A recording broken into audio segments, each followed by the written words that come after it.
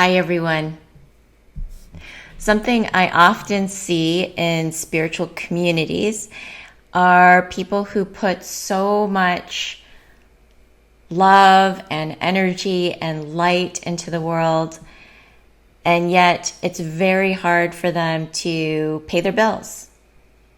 It's hard for them to make what their good intentions are into reality. And then I see the other side, which you could call the mainstream or the corporate world, where people do make a lot of money and they're able to buy anything that they want, and yet they feel unfulfilled spiritually. They feel empty. And they feel that they're not connected, that they don't have a sense of purpose. So we sort of have these disconnects that happen in these different worlds. And these are just two very different generalizations. And something I notice in the spiritual world is just people's perception of what it means to have power, to be in your power. And I mean, if you take a moment to even think about, what does power mean to you? What does it mean to you? It's energy. It's your life force energy. It's being able to assert yourself. And I would say that it's very challenging to offer your true gifts or what you really like to create in your life without having access to the center of your own power. And you could see this as your spiritual power. This is a power that's untapped. So a lot of what we attach to the word power is often the misuse of power, force, domination, money, control, this kind of, I would say, toxic power that we've associated to what that means. And redefining what power means in a spiritual context, being able to access your gifts, your spiritual resource, your creative life force energy, being able to put that energy out into the world, having it be seen, letting people, access what you have to offer, grounding your spiritual energy into the reality of everyday life. Really being able to share your gifts. So if you don't have access to your power, and this is your own self-esteem, your own sense of self-worth, this is your personal willpower, it will be really challenging to create from that spiritual base. And I think the reason why this disconnect exists is that we have this negative connotation to what it means from the spiritual community, what it means to have power. It's very egoic, it's selfish, it's mean, it's nasty, it's dark energy.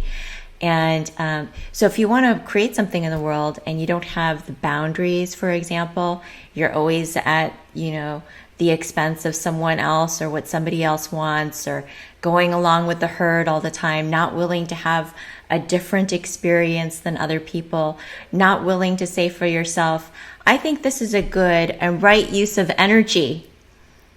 Once you start understanding power, you understand how energy works and energy flows. And when you understand your energy and how to honor and nurture your energy through vibration, I would also call power a vibration, authentic power, because it doesn't use force. Actually, there's just a lot of clarity and often peace connected to authentic spiritual power. It's, you're getting tapped into your divine knowing. You're getting tapped into the level of creator. You're saying, I can create. And how many spiritual practices do we learn where they say, just go along and accept everything, be completely passive, don't assert yourself, don't assert your needs, don't assert your wants, which I think is often very disempowering, because we're here to be creative. We're creative beings. And it just depends on which school of thought, feels good to you and how you want to use your energy, apply your energy in this lifetime. It's like, do we want to subscribe to spiritual doctrine and ideas, or do we really want to live who we are from our own energy authentically? So oftentimes people who have this hung up idea about what it means to be powerful and to create in the world, there's so many blocks and layers that are in that. And it's your willingness to differentiate, what it is that you really want, have that clarity, and that it's okay for you to say what you want. It's okay for you to have your side of the story. It's okay for you to write your story completely and wholly from yourself. And to start from that place that isn't selfish, that isn't egoic. And what we're seeing right now are the power plays unfold in the collective unconscious.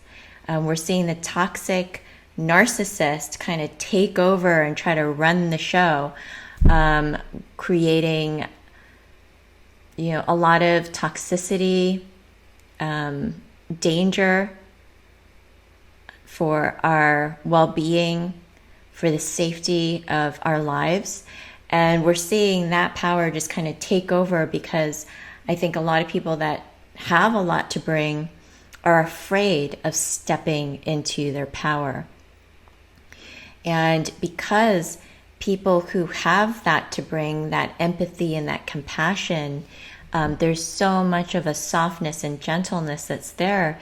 We feel bad asserting ourselves. We feel bad saying something. We feel bad taking up space and being loud and being, and then so we just allow these other energies to kind of run the show, whether it's like in world leadership or even in our everyday lives. We might be with a partner who, takes from our creative resource. We might be with a partner that says, oh, when you do that, it takes away from what I want. And so it's even the subtlety of, that kind of energy and understanding how energy is moving. So through meditation, it might be surprising, but it's a way for you to access your true, authentic spiritual power, your own divine will. It's connected to your dharma, your unique path, that which upholds cosmic law or right order. It's an energy that's self-sustaining, that's constantly life-affirming, that is abundant. It's like a feeling of prosperity that's allowed to happen. It's not, just for the elite few.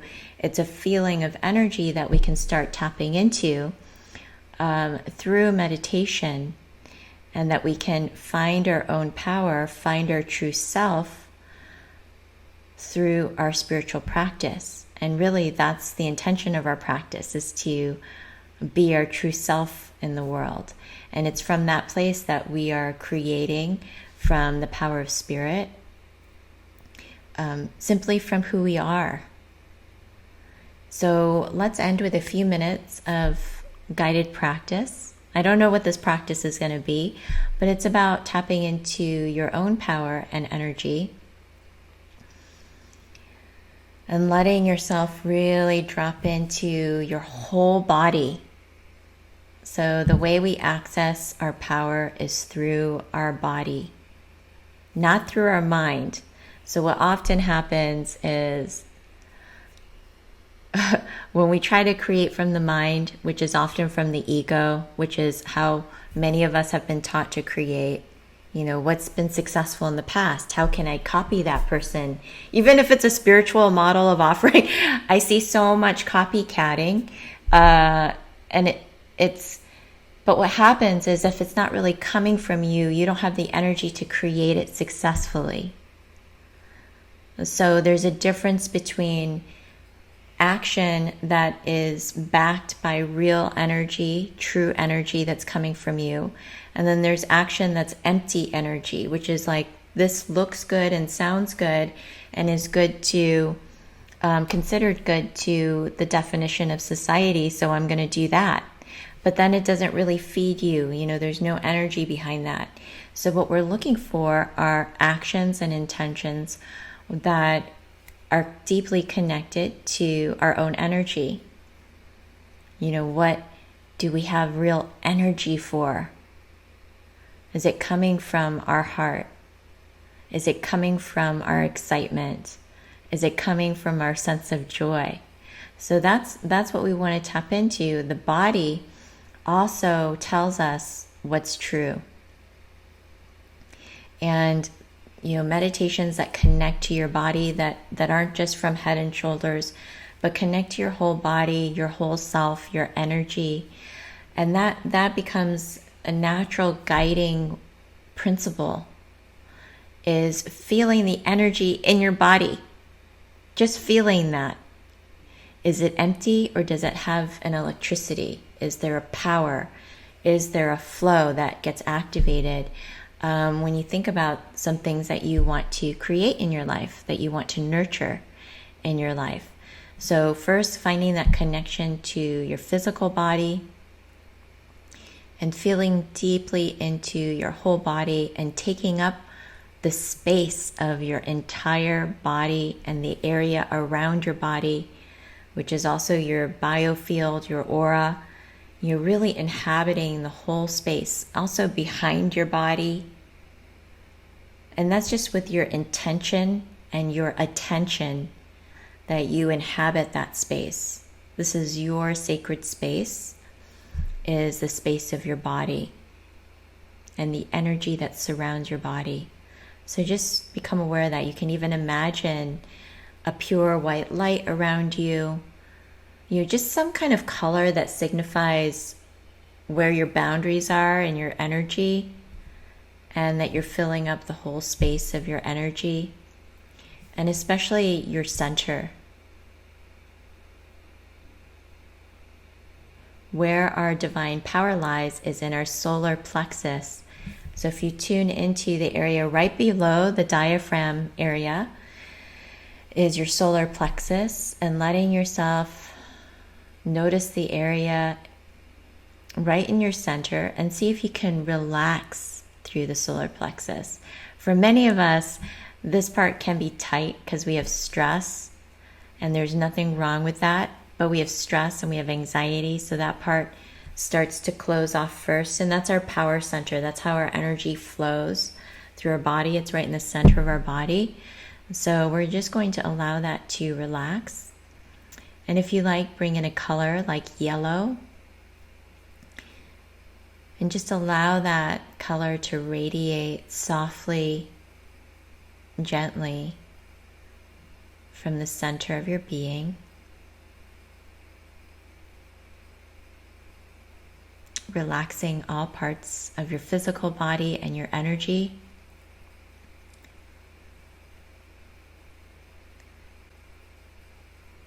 If I were in my full power, what would I do? If I were in my full power, what would I do? What would I say? What would I create?